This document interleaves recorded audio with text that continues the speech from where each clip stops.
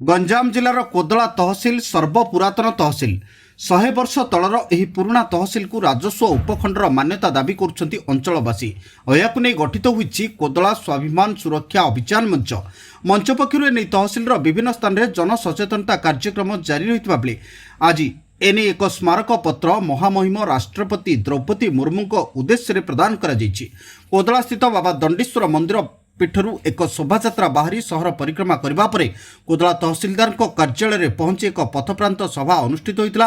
पर एक स्मारक पत्र कोदला तहसिलदार सस्मिता शतपथी जरिया महामहिम राष्ट्रपति समेत भारतर प्रधानमंत्री, ओडिशार राज्यपाल, मुख्यमंत्री, राजस्व मंत्री, दक्षिणांचल राजस्व कमिशनर, राज्य मुख्य शासन सचिव, गंजाम जिलापाल उद्देश्य प्रदान करा जायछि।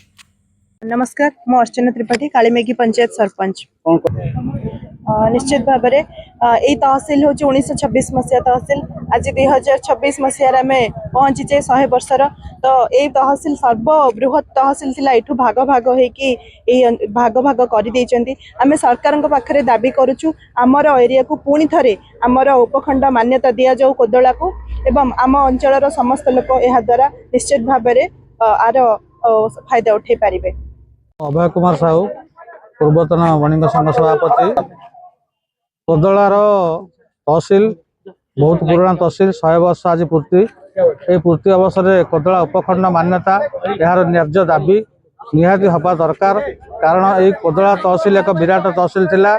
पूर्वर एठू हिंजिकाटू कोदलारू एठू बुगुड़ा तहसिल एवं पुरुषोत्तमपुर सब एठू खलिकोट, कविसूर्यनगर, पलसरा सब एठू खंड विखंडित कर दि जाए। तेणु कोदला को उपखंड मान्यता आमर एटा निहाती हवा दरकार एवं एटा आमर दाबी। आज कोदला आम आज उपस्थापन कलु माननीय तहसीलदार महोदय पाखे।